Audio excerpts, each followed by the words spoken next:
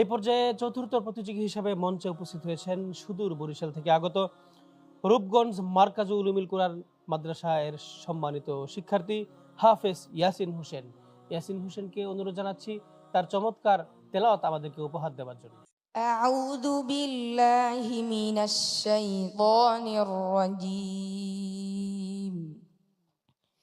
بسم الله الرحمن الرحيم.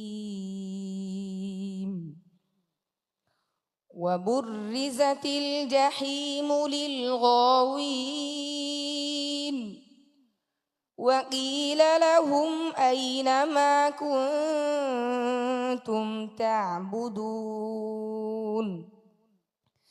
من دون الله هل ينصرونكم أو ينتصرون فكبكبوا فيها هم والغاوون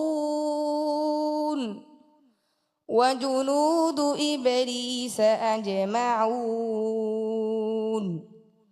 قالوا وهم فيها يختصمون تالله إن كنا لفي ضلال مبين إذ نسويكم برب العالمين وما أضلنا إلا المجرمون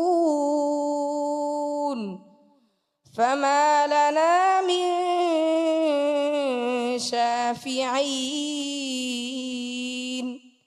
ولا صديق حميم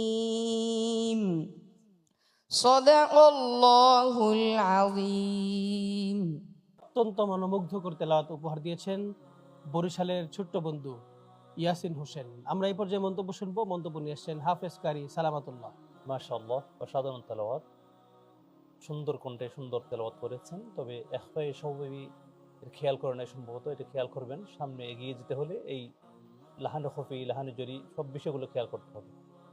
অনেক ধন্যবাদ আপনাকে। মন্তব্য নিয়ে আসছেন আমাদের এই মঞ্চের প্রধান বিচারক শাইখ ইলিয়াস লাহোরী।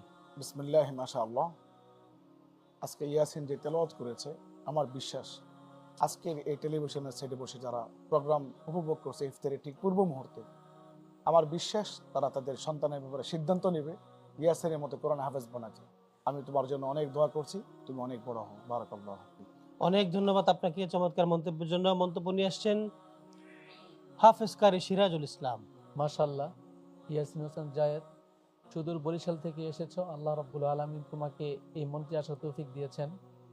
তো আমি তোমার জন্য দোয়া করি, আল্লাহ রাব্বুল আলামিন তোমাকে শুধু বাংলাদেশ নয়, যাতে তুমি বিশ্বের বিভিন্ন দরবার থেকে বাংলাদেশের পতাকা উড্ডীন করে নিয়ে আসতে পারো। আল্লাহ তোমাকে সেই তৌফিক দান করুন। অনেক